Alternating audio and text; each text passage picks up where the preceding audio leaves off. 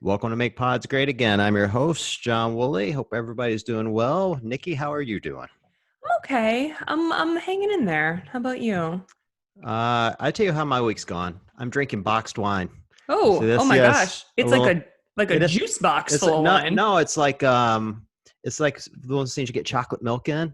Yep. I was up at Walgreens wearing my little mask earlier, and I'm like, I want some wine. I want to. Let's see what this one is. Oh yeah, it's an excellent month. That'll be great. We And have so reached handheld box wine level. that's what 2020 is like. Yep. That is Yep. that just describes 2020 in a sentence. 100%. I know. But tonight, got a good friend on, Marquan Jones, games athlete. How are you, Oh, man? I'm doing well. I'm super excited to be on and never had box wine before, but I'm thinking about it now. I know. I, Me I too. think I might need to send you some. Probably. I wouldn't be drinking a wine. Casey's all about it though.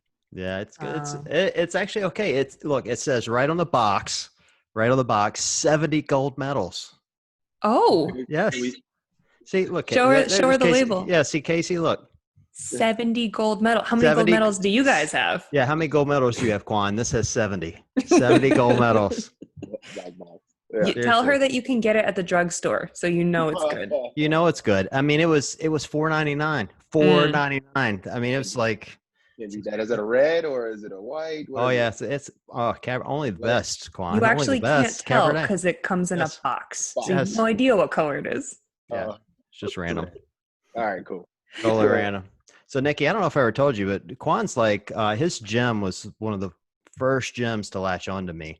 Actually, I kind of learned Instagram from his gym because when I first started making memes, I would start recognizing it because there weren't that many followers. I'd recognize names Hmm. and see them like tagging people. And then I start recognizing the names they were tagging.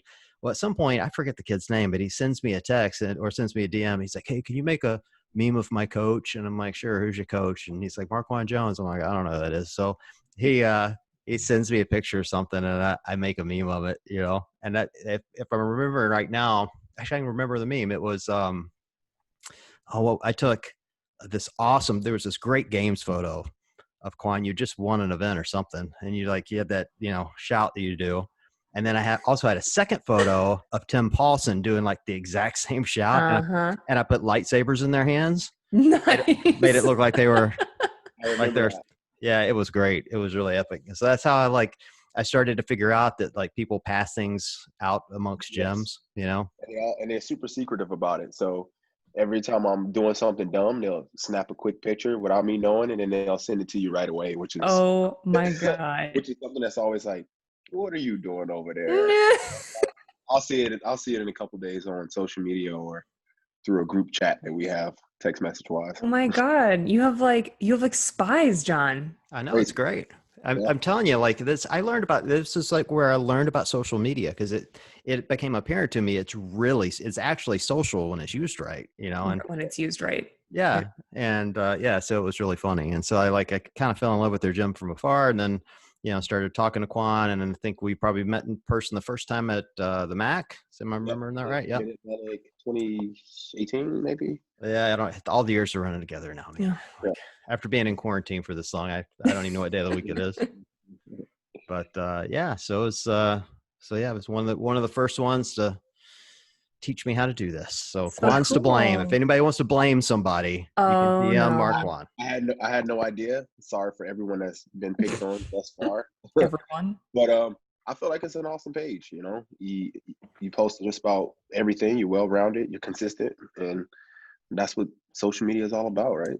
Wow. That is the feedback he needs to hear right now I because know. poor John has been Oh, getting laid into recently. oh my God! Yeah. It's been a Tough. rough week for everyone, and I'm gonna go on record, Quan. Like have been working hard if within my emotions of going, all right, like of all the bad things that are happening to people this week, getting yelled at on Instagram for making memes is really kind of Right. low on the totem pole, Right. but Good self-awareness. but But it, still. But I it mean, still you hurts. have a stand and you took it. You Yeah. know, and that's also a platform that you choose to do. I mean, you choose to do that with the platform that you have. And if everybody's not going to agree with you, you're not going to satisfy everybody. Ain't So that the that's the hard truth? thing about it. Just always keep that in mind. You're not going to satisfy everybody. You know what's So you know what's weird though? Like, first of all, I didn't feel like the stand was super controversial. For the record, I still don't. I'm going to go to my grave saying that it's not controversial to say that any place might have a diversity problem of some sort. I don't think that's not like an accusatory statement. It's just to say, hey, like maybe everyone in the room looks alike. Why is that? Doesn't even mean you need to change it. It just means like, let's just ask the question. And you stated a fact, and most people had some kind of input, and then that's what you're going to have, you know? Well, I think too, for John, like the biggest feedback is almost like the people who reach out and are like, hey, you're a meme page. Why do you have like thoughts and feelings and emotions? And he's like, well, remember, I'm a human. Thank you very much. Stand for something for sure. So. But yeah, it has definitely been, it's been kind of crazy times, a crazy couple of weeks. And I mean, you guys, I don't know how you feel, but for me, like, you know, just witnessing everything that's been going on and having really good and progressive, but really heavy conversations lately that have been important, have also just felt, I don't know, I'm like emotionally drained. I'm like exhausted just from the shittiness and the hate and the deep conversations and the level of understanding that I'm working really hard to try to get.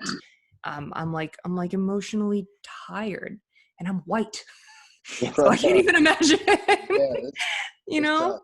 Tough for sure. Yeah. And we can kind of dive into that right away if you guys want to, or we can ease into it however you want. So whatever you want. I mean, how have you been affected lately? It's been, I feel like forever this has been going on. But it's been going on for about a solid 2 weeks now. You know, once the news dropped, everybody was outraged, rightfully so. It wasn't right. Obviously, it was unhumane, something you just can't do, something that's just not right. So whenever something initially happens, obviously you're going to have rage. I even had hateful thoughts at one point. And then when things start to calm down a little bit, or when you think it starts to calm down a little bit, you can think a little bit. It's not as cloudy as much. You're not thinking now with too much emotion. You are thinking with some emotion, but it's now logic, instead of being, crazy. And then it ramps back up with the with the rioting and the looting, and then who's starting it, and conspiracy theorists, and who's not, and so on and so forth. So then it makes you angry again, because now it turns to a whole racial war. And we've been going through these same racial wars for hundreds and hundreds of years. And now it's at almost, it seems like, the pinnacle of it all. It's like at the tip top of it all. But it's a lot that goes into it, far as what needs to happen to change. So a lot of stuff has happened, and I've thought a lot about it. Everybody's posting about it. We're aware of it, which is very, very, very important that the world is aware of what's going on. But what's really important is, what are we going to do now as a whole to change it all? So we can still yell, we can still scream. And right now, I feel like it's a lot of that going on. It's a lot of comments, emotions, opinions. It's a lot of stuff that's thrown out there right now, which is normal in any kind of debate, in any kind of argument. But we need to still figure out, how can we change it, or how can we make things better? And it won't happen overnight. It's going to definitely take some time. Right. We can't just make a lot of noise and then go back to our regular lives. Exactly. No, you're right. And that, I think that is the pitfall that we all fall into sometimes, especially given the fact that, like, the world right now, like, our attention spans, like the things that we're used to being outraged about, that are on the news, that are on social media, that are, like, we're so conditioned to just go back to status quo so fast. So you're so right, opening up the conversation into, like, what are the actual changes that we can effect, and how? Like, someone write down the steps, someone explain the policies that will change, and the actual things that we're trying to fight systematically that are put in place already. Like, how do those change? Exactly. And that's where I'm kind of at that point now, to where, yes, I was angry. Yes, I had a lot of opinions thrown out. I talked and spoke to a lot of people, but now I'm at the point where, and I feel like everyone as a whole, America, needs to get to the point now to what we're going to do to make a change. And there's two sides to it. You obviously have the police, or that whole system, that branch, and then you also have not only Black people, but all races when Mhm. it comes down to not being treated equal.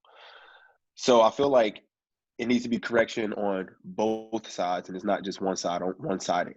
Um, First off, like cops, whenever we say cops, a lot of people say, yeah, you have good cops, you have bad cops. I feel like being a cop is a profession where you can't afford to have bad cops. Mm. Very similar to a doctor, very similar to a pilot. And I know you guys seen these memes floating around to where you can't afford to have bad cops, or a bad pilot, because if that pilot crashes a plane, then that's not good. Yeah. Same thing with a doctor. If a doctor kills a lot of people, then that's not going to be good. I mean, sometimes that occurs because, I mean, it happens, death happens, but you don't want too many bad cops. You don't want any bad out there. So I feel like through that hiring process, and I've been talking to a lot of people, and I don't really know who to even talk to for this. Through that hiring process, I feel like it has to be more clear. You Mm. can't hire cops that have hatred in their heart. And if cops are hired and they have hate in their heart towards, whatever race or ethnicity that it is, then it's going to be tough to weed out or make a change in the future. So that's one stance that I have is whenever you have a cop that's out there and he honestly just don't hate or don't like people for whatever it is, then no good is going to come from that. Yeah, and like the system around the justice system obviously needs an overhaul on so many levels, but the system around how those people are treated and affected when conflict comes up, and I don't know it. I don't know what it is. I just know that Yeah. clearly there have been things in the past historically that have allowed people to not, get in the trouble that they needed to get into or face the proper that they needed to face on both sides. So yeah, systematically there's got to be A changes. change. Never really thought about it from a hiring level. That's so interesting. Like making it more human. Making it more humane, because when you think about it, it didn't start with that guy being a police officer and he just come across this black guy that he didn't like. He was just Right, like, I don't right. like the black guy. It didn't start there. It couldn't have. It had to start off, and we all know however you're born, however you're raised, however you taught, whatever the way is, we just got to figure that out and make sure that people that are being hired are people that are honestly trying to protect and serve. And at a police level, I feel like that's what you're called to do. You take an oath to protect and serve. You don't take an oath to harm others, Mm-hmm. even when things are bad or things are tough for you. So You know what drove me crazy about this one? I mean, they're all tragic and all heartbreaking. This one particularly hit me hard because a guy, allegedly passed a forged $20 bill, on a bad bill. Now, I'm in banking. You know how many bad bills I see a year?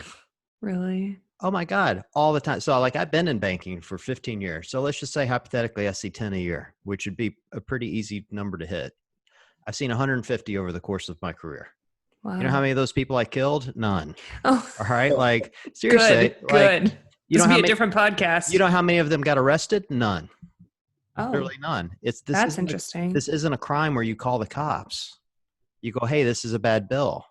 It isn't. Like we take them from people all the time. We don't give them back, but we don't call the cops and have them arrested. It's Oh, not. that's interesting. This is not a violent offense. We turn them over to the Secret Service. That's where forged bills go, right? But it's alarming to me that it's alarming the guy got handcuffed, let alone pinned to the ground and killed. Like and so for me, it's about policing and to Quan's point about hate in their heart. Like there are moments of de-escalation and moments of even non-violent offenses where we should be saying there's no chance we should be cuffing someone passing bad bills. correct. Like it's just not a violent offense. It's just really or kind even of a to be crazy thing. handled in that way. Based off the stuff that I've seen, it didn't seem like he was resisting much. It didn't seem like he was too much of a problem. I mean, I just it got bad. It got pretty bad, obviously, and obviously that's what you try to stay away from. Yeah. You know what's interesting? I heard this. I was talking to Scott from Battle Cancer, who we had on a few episodes ago, and he was an police officer in the UK for many, many years before moving over to running the charity.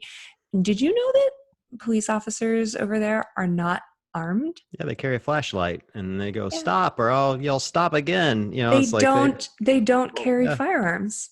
And he was yeah, like, I was floored. Maybe I'm the only one that didn't know that. yeah, But everyone knew like, that. Quan didn't know that? No, you I have didn't. no idea. I'm sorry, I had no idea. I Oh was yeah. like, are you kidding me? What are you talking about? And he was like, yeah, we have to learn how to like talk to people and communicate to people and get them to like listen to us without pointing a gun in their face because we don't carry guns. And the only officers who do carry guns are like a select few in like the airports and things like that. And even to be allowed to fire their gun, they have to go through like a chain of command. Wow, And I was like, I can't, I had what no does it idea. tell you that I can't imagine a world where I live in an area where an officer isn't armed? Like, what does that say? Yeah, that's so true.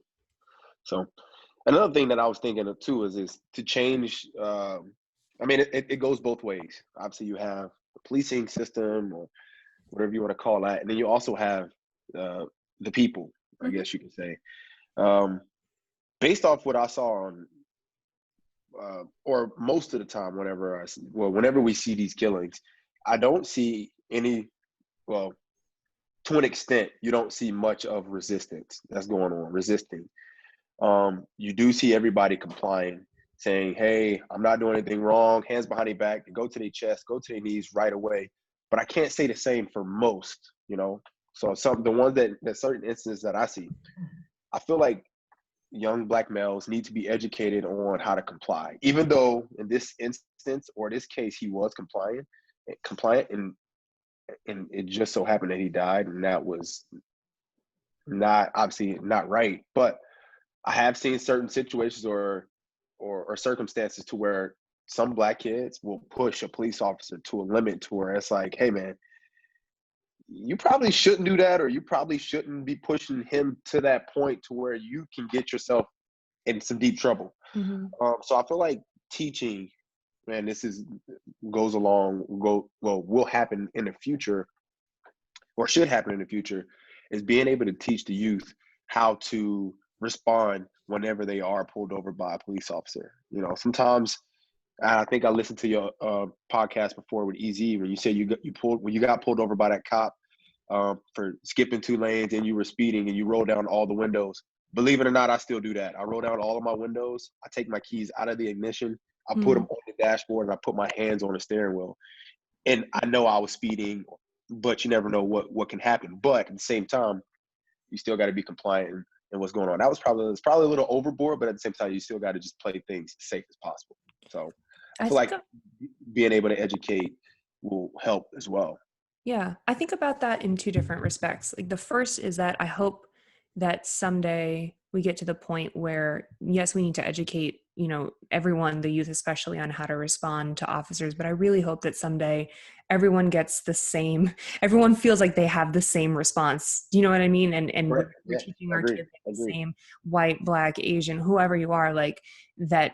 I hope that all of our response in the future gets to be the same, and that I would never put my hands on a dash. Like that's not something that comes across my mind. You know what I mean? And I hope that it doesn't have to in the future. That's the first thing. And then the second thing is when you're talking about like not pushing back or figuring out how to be compliant. I think that all goes back to the very first thing you said, which was we all in that moment of emotion and when you're upset and you might be angry or have rage or whatever you want to call it, like we stop thinking logically. And it's Right. got to be a way to teach everyone to, on both sides, on the people side and on the police side, to just try to think logically from the get-go, as opposed to we're all driven by emotions. We're all human. Correct. And that's where we get into trouble. So just figuring out how to logically react to everyone in those types of situations and open up channels of communication so that they're not scary. Because right now they're still scary. It's so scary. Yeah. Yeah. So, which I 100% agree with, and that's it shouldn't get to that point to where us as blacks should be overboard about every encounter that we have with a police officer. It shouldn't get to that. It shouldn't be that. But unfortunately, that's the world that we live in. Yeah. And eventually, like I said, I feel like that should change and will change, and it probably won't happen in my lifetime, but it definitely will in the next generation. God, fingers That's so crossed. sad. That's like Fingers so crossed it sad to changes though. hear. I honestly feel like, and I think I heard your last podcast, and I was talking to a buddy about this, but I definitely feel like us as Americans, are for sure, changing for the better. Now, race might be an issue still, but when you think about it, 100 years ago, or maybe even 50 years ago, how open people are about their sexualities these days Mm-hmm. would never pass these. It would never happen these days. Totally. How accepting it is for you to, your your sexual orientation to be identified as what you want it to be identified as. That's definitely changed because just 50 years ago that wouldn't be acceptable Totally. either. Um, we are a little bit behind when it comes down to the whole racism thing, but I feel like eventually it'll happen, and I feel like it only happens by teaching our next generation. Do you guys feel like it's us and like people our age and like obviously people younger than us that are they're trying to pave the way? Do you guys ever feel like we're like kind of like pushing up against this barrier of the generation above us, like our parents and stuff, who are, in my opinion, like much harder to turn around Right. when it comes to this kind of thing? And Right. those are the people in charge, by the way, like those Yeah. lawmakers and people or policymakers who have been doing this forever, for generations. Like they are our parents' age, and they lived through a different time. And so I find it hard to like try and compel them to change while also still respecting that they lived, like their viewpoints come from the way that they lived their lives, and Right. they lived through so many things I will never understand. We'll So it's never like understand hard. that. Yeah. Yeah. And like I said, this generation now is so different. Mm-hmm. I feel like the music we listen to is not the same either. The kids that you are around are not the same, and everybody's more, like I said, open to Mm-hmm. more bigger and better things. So the kids, this generation, hopefully, this is the generation that'll change it all. Whenever 100 years, 50 years down the road, that'll change it all. I Jesus, almost want Quan, to say kids these days, like we're that old. I know, like Quan's talking like he's my age. He's over like, they listen to this music and I just don't understand it at all. It's Kids just, these Mumble, days with the rap mumble rap. music. Some of these kids you look at and you're just like, what is he saying and what is he Yes. doing? But at the same time, those are the kids that they're free spirits. They're Yeah. open-minded about a lot of things. And if that's what it takes in order for this society or this world to be different later on in life, I guess that's probably what we'll have to do. Ugh, I hate to say it, but Oh yeah, God. that's what Those I know. kids are gonna lead us. Some God. We might need some help, but well, look, it's a here's the step. thing. Like, it's really hard to enact change on a global scale where you are. I mean, it just really is. Like, you can write to your congressman and you can march and like all the things people are doing right now are really good. But the real change is done at the minute level. And I think Quan, me for you, where you're an affiliate owner and like you've got people under your guidance all day long, every day. Like how do you do that? Balance. You're running this gym. You have a diverse group of members. They're Yeah. energetic. Like it's kind of a crazy place. Like how are you balancing that and making change there? It's definitely not easy, and like I said, we have a wide range of people that helps, and it's definitely not easy. We're running into the situation now, and I'm just putting this out there and being honest to where we have to think thoroughly before we react to certain things, which sometimes can be bad. And in this case, with this whole racial stand that people want to take, if you don't respond fast enough, you're racist, which is not the case. Right. Whenever you make a response or a remark, you want to make sure that it leaves a mark, Right. and people understand that concept, and you want to make sure that that your message is relayed and that you're standing with the people as well. So, and that's kind of a tough situation now for me. Like I said, we just try to respond to each situation differently as much as we possibly can, thoroughly as we possibly can, and think about it as much as we possibly can. And whenever you have a lot of minds to help you with that, because we got a lot of help at CrossFit Rosen, Station Athletics, there's a lot of minds around that we can just collab off each other, and then we all can come up with a well-rounded or a thorough plan when it comes down to things that happen, such as this or anything else that happens, which helps out a lot. The more the bigger the team, the better. Well, I'd really like your insight on this, because that was my kind of my jab this week at CrossFit, and my quote around it being non-diverse isn't that, to your point, like I don't think anybody's racist. As a matter of fact, every gym I've ever set foot in has been incredibly welcoming, friendly, nice. Like anyone that walked through the door, didn't matter who they were, got their hand shook, they introduced them to every member in the room. If they were the last one to work out, everybody stayed and clapped for them. It didn't matter who they were. And so I've never personally seen a moment where I thought, all right, that person's being discriminated against. But there's what I have seen though is, in the 9 years I've CrossFitted, I've belonged to 3 gyms, and I've probably known less than half a dozen diverse CrossFitters that worked out with me. And so there's something keeping other groups of people out besides people that look like me, and so that was the question I posed. And so I guess that's what I'm asking you is like, why do you think that is? I feel like the predominant areas that a CrossFit gym has put up is in areas that are money-making areas. You wouldn't see, for us, some of the rougher areas, Camden, Patterson, some of the rougher areas, you wouldn't see a gym owner ecstatic about opening up a gym there. So for me, my opinion, I feel like that is something that I can definitely change if I'm really looking forward to making a change and getting the sport of CrossFit a little bit more diverse. Is I could possibly open up a gym in a lower income area. So that could be one way.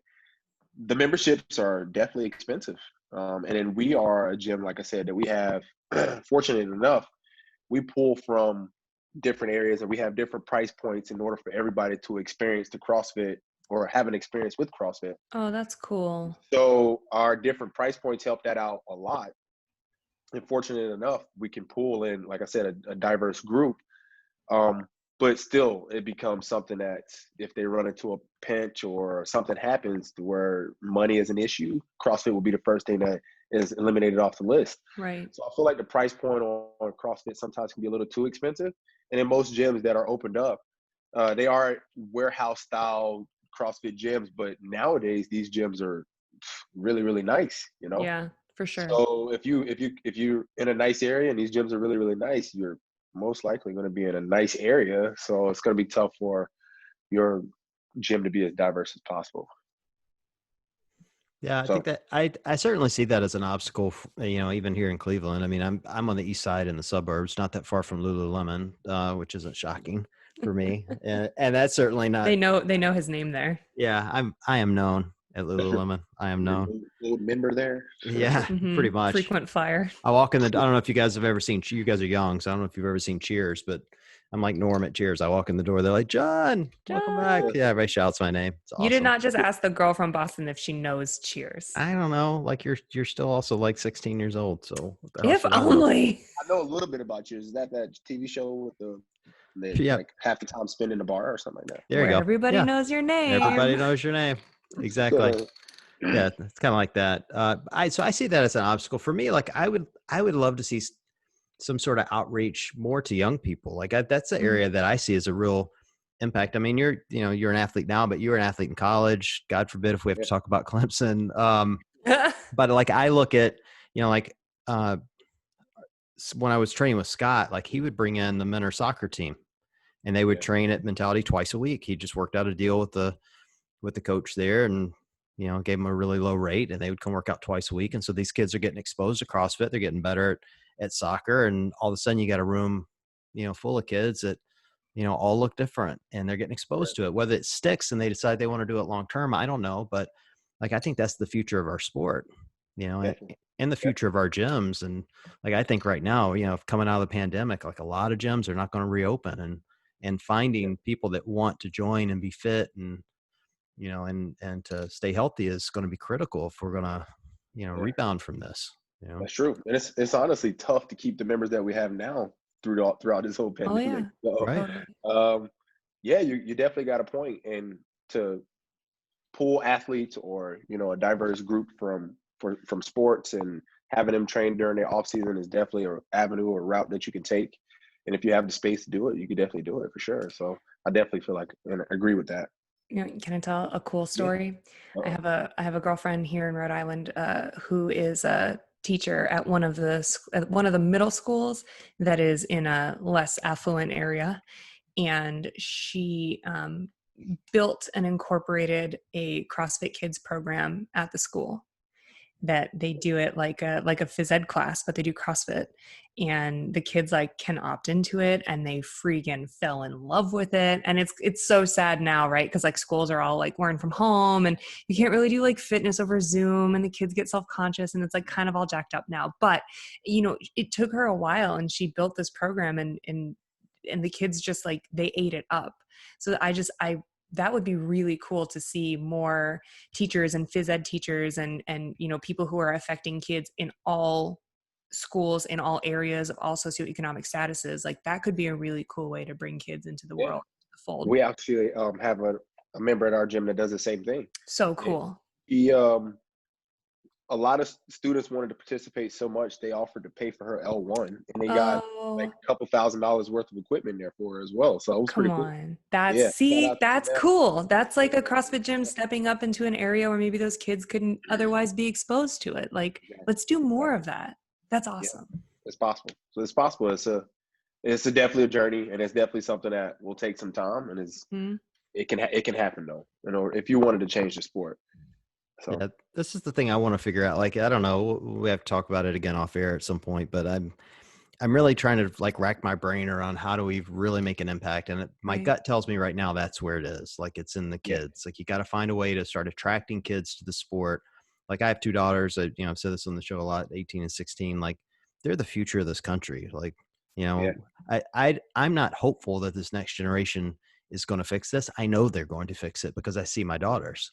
They're correct. everything I Yeah, wasn't at that age. yeah, And I think, and I see that in their friends and the people they talk to, and like they, legitimately, like the kids will come over and you have no idea who's going to show up with them. And they don't ever discuss it as even being, like if whoever's coming with them isn't Caucasian. They don't even think that way. It's just like, oh, this is my friend so-and-so. And they just show up, correct. Correct. the generation special. And I think if we can get them involved in the sport and start to drive it, it's going to be good for the sport.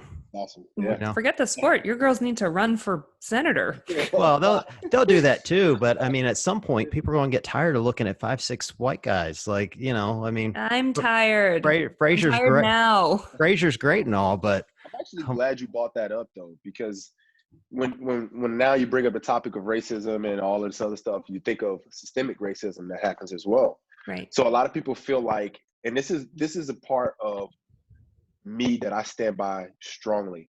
Um, yes, it's this systemic racism is something that's 100% real. Um, I'm a believer of it, and to an extent I am, because you can still choose to not be in the situation that you were put in. And I feel like I lived through that based off experience. As I grew up, I lived with my mom until I was 12. I wasn't raised with my father until I was 12. One summer, I decided to go visit my dad, and I never came back to my mom. So I moved with my dad when I was 12. My mom lived in Georgia at the time. My dad lived in South Carolina. And my mom was great. With six of us, it's six of us. On my dad's side, it's three of us. So I pretty much have a lot of siblings. But my mom lived in a situation, or we were in a situation to where we didn't have the money, we didn't have the necessary means to do whatever it is that we could do. But my mom did everything possible to give us as much as she possibly could. Meaning that she made a choice and did not play victim to not being able to have my son sign up for Pee Wee football. She did what she had to do. She made a choice. If I want my son to play football next year, I'm gonna work another job, pick up another shift, whatever it is, save up $300 for my son to sign up for Pee Wee football next year. And she did that year in, year out. I remember, income tax would come through. She would give me $300. I would have to save my $300, wait till August, and I would sign up first in line to sign up for Pee Wee football. And I respect my mom for that. She was very, like I said, active and thoughtful and free spirited with a lot of things. She taught us a lot of things. And she also taught us, not to be a victim of whatever it is that most people feel like they are. Now, like I said, I do believe systemic racism is a thing, but at the same time, I feel like some of the stuff is a choice, and it's a lot harder. It is harder for you to just pack up all of your things in a low income area and just move to a mid class area or a high class area. It's a lot harder to do that because like the system, you just don't quite fit into that system. Mm-hmm. Which brings me to my father. When I moved with my dad, we lived in a rough area. It's called Winsboro, South Carolina. I went to a Fairfield Middle School. If you look it up, it's a small town. It was a lot of trouble there. It was a predominantly Black area. And we could have easily fell victim to that. My dad said, hey, there's no opportunity here for my kids. So we moved about 30 minutes, 45 minutes away. We moved to Columbia, South Carolina. Now Columbia is pretty much, it's pretty bad. But at the time, it wasn't too bad. I went to a diverse school to where it was about 50-50 on Black and white students. Got into football big time, met some cool coaches, met some cool people, was in a diverse environment, diverse setting. But none of that wouldn't have happened. First off, my mom teaching me a solid lesson to where you shouldn't fall victim even when you are in a bad environment, not a good place. Try to make some light out of it. Don't fall victim to it. Rise above it. And, make something happen out of nothing. And then when I moved with my dad is, again, don't fall victim to it. If you want something to happen, make something happen. Get out of the circumstance, the situation that you're in, and try to be productive with your life. And I feel like whenever we moved, we went to, a huge high school. It was newly built, actually. It was a huge high school. It had 2,000, 3,000 students. Football team was pretty good. So that made things even better whenever just my dad taking that chance.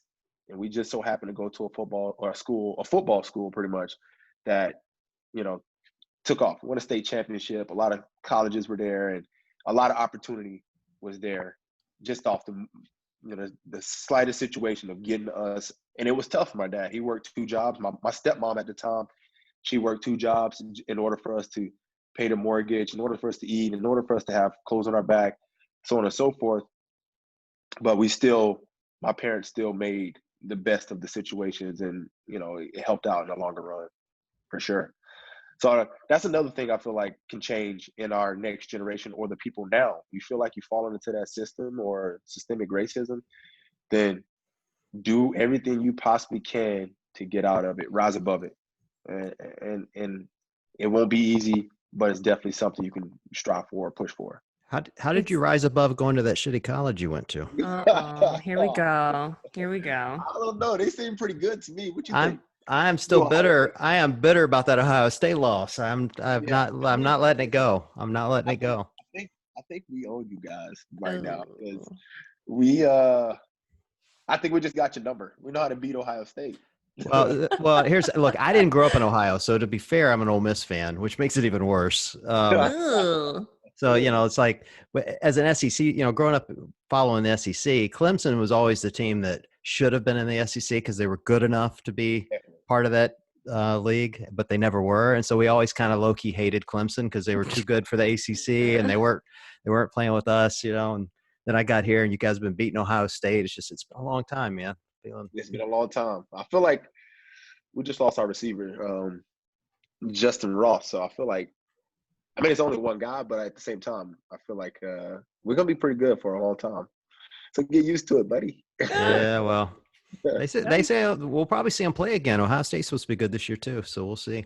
It's assuming everybody gets to play, Yeah, that's true. That's true as well. They'll play. There's too much money in football for them not to play. They'll figure it out one way or another. I have kind of like one last question because I feel like it's going to be kind of a long answer. But going back to just, how you were able to sort of get yourself out of what could have been a rougher situation as a kid and how influential your parents were in that respect. It sounds like in addition to working real hard and being real driven, both of them, they both also had like just a really positive mental outlook on what the possibilities were and what the outcome could be for their kids. That's sometimes the hardest part, staying Correct. positive amidst all the shit. Correct. How did you learn from them, and how do you nowadays, I think this is really timely given everything that's going on. Like, how do you stay positive or force yourself Yeah. to Yeah. That's also a great question. It's not easy, and there's times where you do want to just say forget it hmm and just give up. But by you giving up, I mean that's only going to make the situation worse. So it's almost to a point where you have no choice but to keep going. So if you are consistently in a hole or in a rut, and you just continue to lay there or stay in that hole or in a rut, then things will never get better for you. So it's just one of those situations to where you have to keep driving and just have to keep making something. You got to almost be afraid to fail more, or be afraid to fail. And if you make your mind up, push yourself, you know, take some chances, things will definitely come out on a brighter side for you, for sure. See, it wasn't too long, Nikki. You thought that was No, going to be No, it super wasn't too long. bad. that's good. I love it. That's good advice. I could Yeah, use it right now. yeah. Because I mean, it's and then on my dad's side, my dad was also he was, you know how it is. The testosterone started flowing. Forget this person, forget that, blah blah blah blah blah blah. Totally. But it's been times and situations to where we all get angry, we all get mad at certain things that happens in life, and you let that anger happen. You blow up, do whatever it is that you have to do, give yourself a couple days, and then he always responded well whenever he was able to think logically. And Yeah. that's another thing that I learned from my dad. My mom's kind of the same way as well, but she's more of a free spirit. If you meet her now, she just like she kind of goes with the flow with everything. That's cool. It gets to a point to where like you kind of just keep fighting. You just kind of got to keep doing what you got to do in order for you to get where you want to get. So, and that's a big thing. I think being allowed to like feel all your feelings is a big part of it that like no one really says out loud. Like, it's okay Yeah, to feel all the things, like all the exactly. feels. Be pissed, be mad, Yeah. let it out, because I mean that's all normal and natural human emotions. Um, the issue is that we run into is sometimes people don't know how to feel and think, you know, reason. So you gotta let those emotions come out, and then give people some time sometimes to just get it together. Yeah. And then If you come back with some kind of correct, logical correct. thought Yeah, process. Yeah, yeah, that's that's the totally thought fair. process that comes down to that for sure. Yeah. So So here's my important question: how's Guns of the Blue Pit doing? he uh he is definitely laying down right now in the room. He's so he can't go to the gym. We go to the gym most of the time, but sometimes he stays at home. When he goes to the gym, when I say he is waiting for somebody to just come through the door so he can just run up on him, he they're not there. No, nobody's coming in, so he almost doesn't even like going to the gym anymore. So what we start doing is we go for long runs and long walks, which sucks because every day he's expecting this long run or a long walk. Oh, So it's like I gotta go for extra runs and extra walks, etc.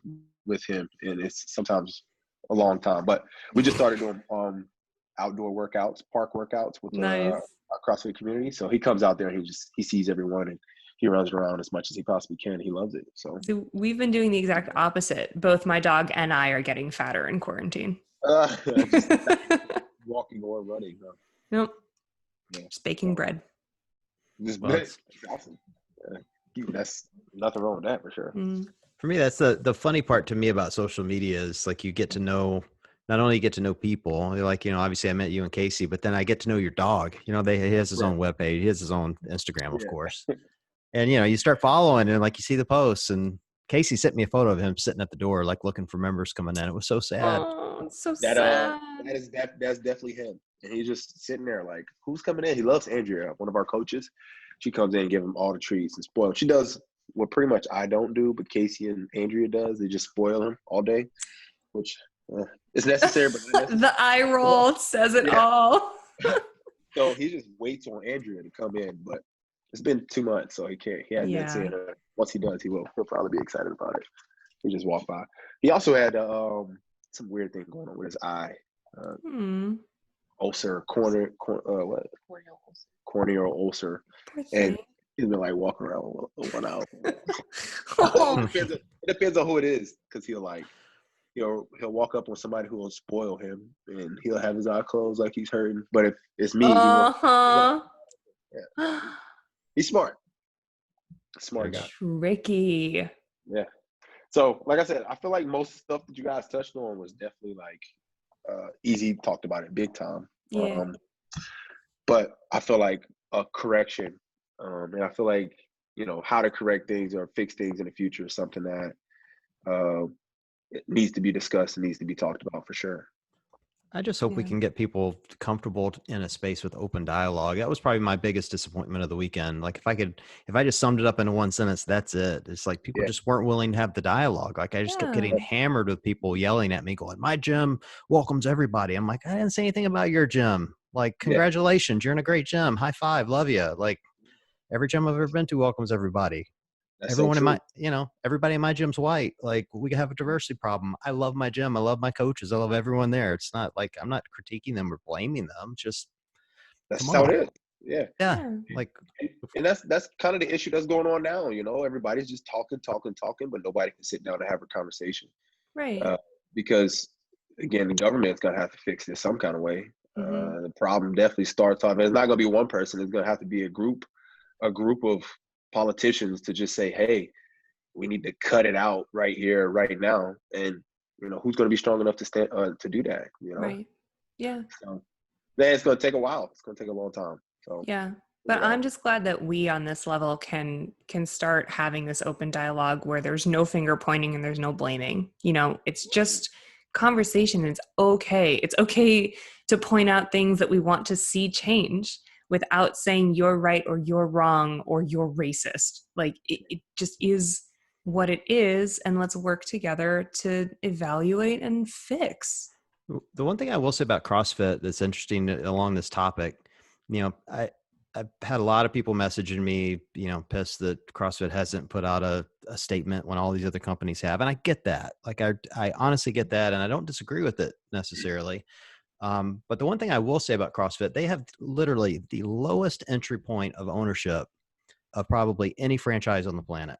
Well, it's like $3,000, right? To pay affiliate fees or whatever it is. Think about that. You know how much you have to pay to own a Chick-fil-A, or McDonald's, or name a franchise that you have to pay for. And there are a lot of Chick-fil-A's and a lot of McDonald's. Mm-hmm. Yes.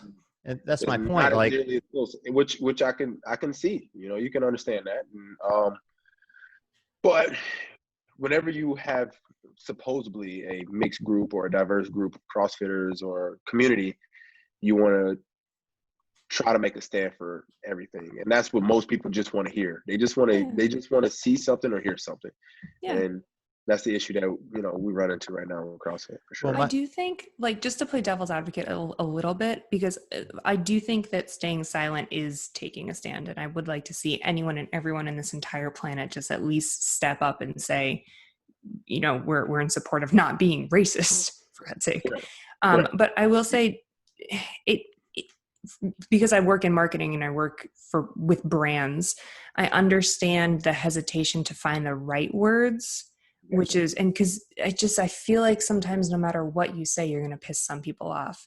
I mean, I can't tell you how many times I scrolled through my feed on Tuesday when we had Blackout Tuesday and saw what I thought was supportive messages, and then also saw the reaction from so many groups being like, well, does it really matter that you put a black square on your social media?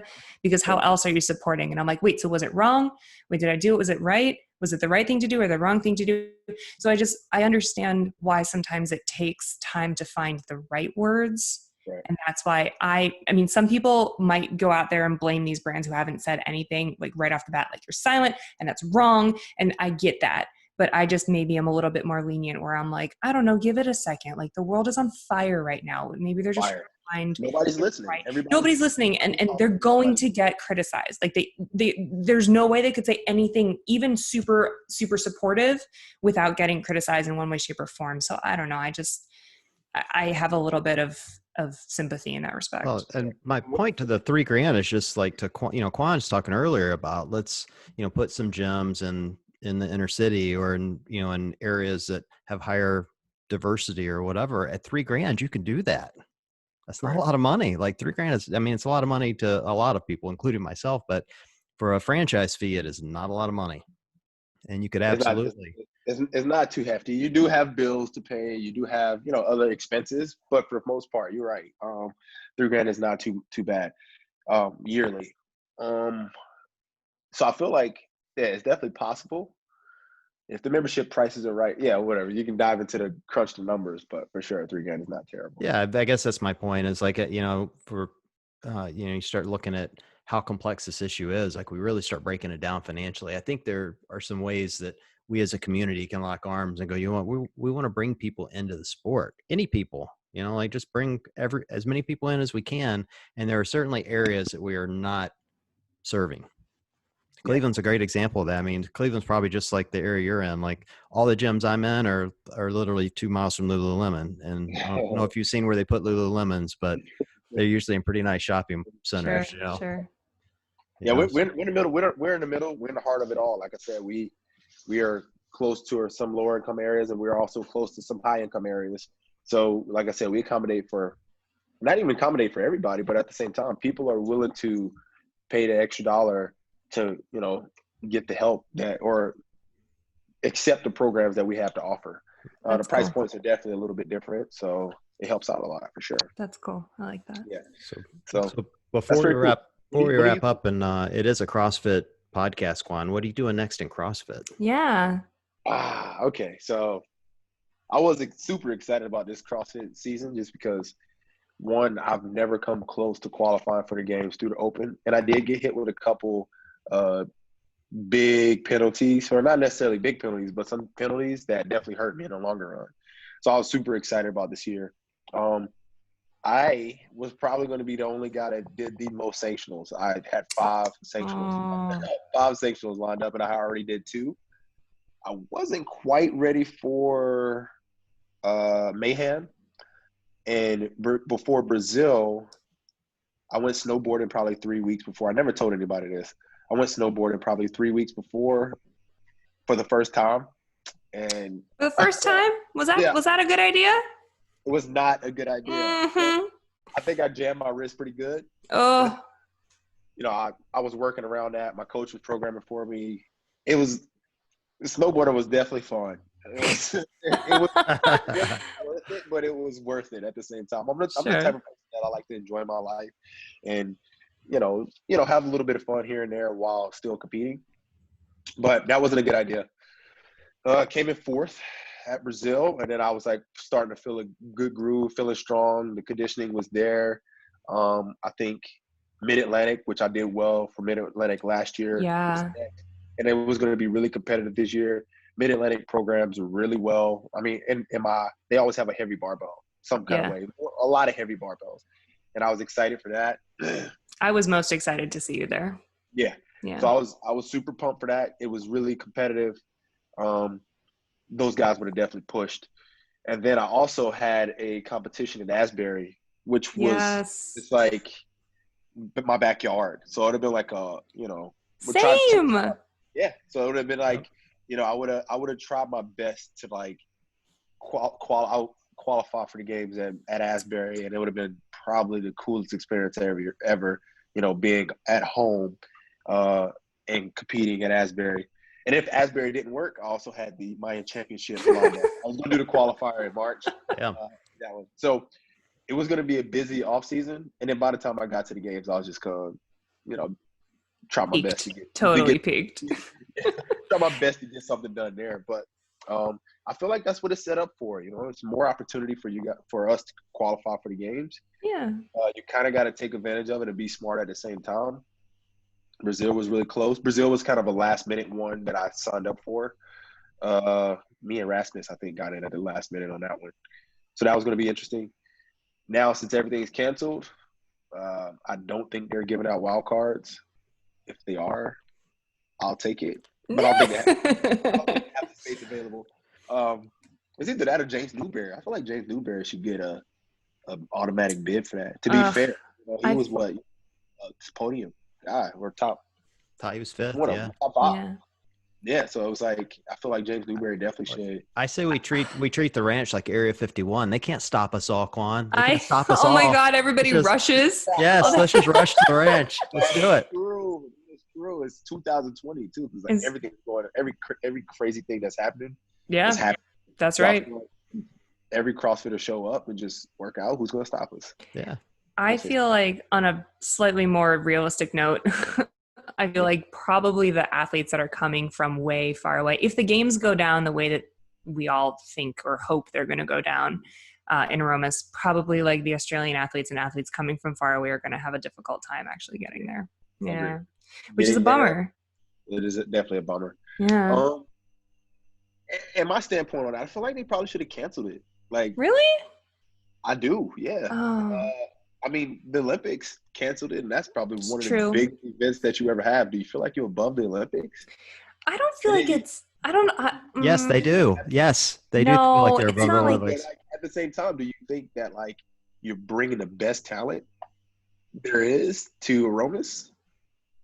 Do you think you'll even be able to have the best events? Because See, now we're asking the hard questions. No, Yes, these are good questions. They They are are. good questions. where are they are. going to swim? You got to have a swim event. Where are they going to swim? I have no They're going to idea. drive 2 hours away to. I mean, it'd probably be easier to transport people because it's not many. But still, it's like, Yeah. how are you Yeah. going to have? You know, when you think of CrossFit Games, it's like, you know, event 1 is on this stage, event 2 is here, event 3 is here, event 4. Right. Everything's just going to be, I don't know. And then I hate to say it, but you know, you got what, 20 people competing, 30 people competing, 30 and it's people. like, who's gonna will you have the best of the best there? I don't That's my know. I feel like and this has nothing to do with the fact that like I have, been at games and worked at games, but as a fan, Right. I'm excited at the possibility of having some sort of competition to watch, look ahead to, like, given the craziness of the year and the Right. turmoil that we've went through in quarantine and not being able to go to our gyms and watch you at sanctionals. Like, I'm excited to have something. And I know there'll always be like an asterisk next to this year. You know what I mean? I know that it's like the crazy year where we cut half the field because they couldn't qualify via sanctionals, and then we went back to the open, and it was just weird. The qualifying process was weird, and some people's invitations got taken away, and it was like bizarre. So like I get all of that, but like knowing that they're doing everything that they possibly can to give us an event to watch, to me as a fan, I'm still stoked about. Even though I'll ask the same questions, like, was it the best people? Were they the best event? Did they do everything that they could have done? At the end of the day, I don't know, but at the end of the day, I'm still like excited and thankful that there might be something for me to watch. All it takes though is one. You know, we all know that, Matt Frazier is dominant right now, obviously, but all it takes is one to just ruin that. Ooh, Will he be there? interesting. Will he be there? Will he be there? That's a great I know a lot of question. guys that are working right now, and I'm hopeful to give him a push, and it's gonna make it'll make the games very exciting if it gets to a point to where him being dethroned is pressured. I'm not saying that's what I want him to be dethroned, but I definitely want to see something that's just like aren't you glad it's not canceled yet? I guess we don't really know what's happening, but I guess so. You just switch that up on me. Yeah. So Nikki, what I want to see. I want to see if you go do the sideline reporting. The first time you interview Frazier, I want you to go, so Matt, Quan tells me your competition sucked this year, and see what he says. That'd be great. Tell him that. Yeah. Or go to, I don't know, Chandler Smith or Noah Olson and say, Marquan said Matt Frazier's going to win it all, and see how they respond to it. What do you guys think? What do you think? They'll probably say, no, we're going to give him a run for his money. Hopefully. You have to have that attitude. You can't just get in there being like, well, I guess that guy's going to win, but we'll just do the best we can.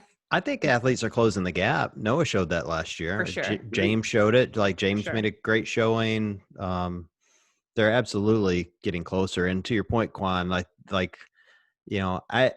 have said for the last couple of years, because I wasn't always a Matt fan, but I'm kind of a big fan because he's a nice dude and he's worked super hard. I'm not taking anything away from him. But I've said, like, for the last couple of years, I'm not going to say anybody's going to beat him until I see it happen. Well, then last year at the games, like, Noah got real close, you know? And I was like, oh, shit, it's about to happen. This is going to be really awesome. And it didn't happen. I was, like, totally bummed. But so was Noah. I'm all for the champions, though, because, A lot of people hated when the Patriots kept winning. But you got to respect a champion Oh, simply hell because yeah. they put just as much work in as the person that's trying to beat them. Obviously, if not more, obviously. So, yeah, it's definitely a respect line there for sure. Matt's the man, but you definitely want to see him get challenged for sure. Yeah, it Yeah. makes for a more interesting competition. We're good friends with Chandler. He'll be there. We'd like to see him give Matt a run for Yeah, his money. he's For focused sure. right now. I've been talking to him a Yes. little bit, and he's definitely focused, which is So cool. really good as well. He's got to fix that front rack and those shitty little calves of his. There's not an episode that goes by where John does Yes. not jump on the opportunity to make fun of Chandler's like lack of mobility or his tiny calves. I was thinking the same thing. I'm like, man, that front rack needs some help, but he's strong. So He's he's so an athlete. strong. Oh my God, he's so strong. It's not That fair. Chandler, shout out to Chandler. If you listen to this. This is 2 podcasts in a row I've talked about his calves. I might change the name of the podcast to make Chandler's calves great again. Awesome. See what he say. Oh, So as far as the future now, I'm getting ready for the Open. Good. Good. We are sorry to change the subject, but Forged by Zeus. We still have Tim Polson that's getting ready for the games right now. And I believe since they just made this rule change, Megs, I don't know if she's in it still or not. All right. For the death, but we still gearing up for that, I guess. So a lot of things we do or that we've been doing is we all have similar workouts and we just compare scores just so we can give Tim that push right now. So some workouts that I'm doing is definitely helping him, but at the same time, it's a lot of focus on building a foundation for me. So I'm doing longer cardio pieces so the motor is getting better, and then doing CrossFit style workouts or CrossFit open style workouts where you just got to rev the engine up a lot. Mm-hmm. And then also build a gymnastic base and strength base at the same time. So just all the things. Just doing a little bit of all the things. Just getting really good at everything. Stuff starts to change when it get closer to like regional or not regionals, excuse me, but RIP. Yeah, RIP regionals. But some of that stuff starting to change when you get close to sectionals and the games, etc. Because there's only but so much you can do. So yeah. So yeah, right now it's just geared for the Open and let some of these little injuries heal up and go from there. Don't go snowboarding again. No snowboard. That was really fun. It was so fun. Yeah, but I did. I'm gonna get a season pass next year. Oh God. We're gonna get into some snowboarding. And we never saw Marquan again. yes. You'll probably see me like at the X Games or something. That's right, of course. Hey, whatever it takes, man. Whatever it takes. Marquan, thanks for being on, man. It's been super fun catching up. Yeah, no.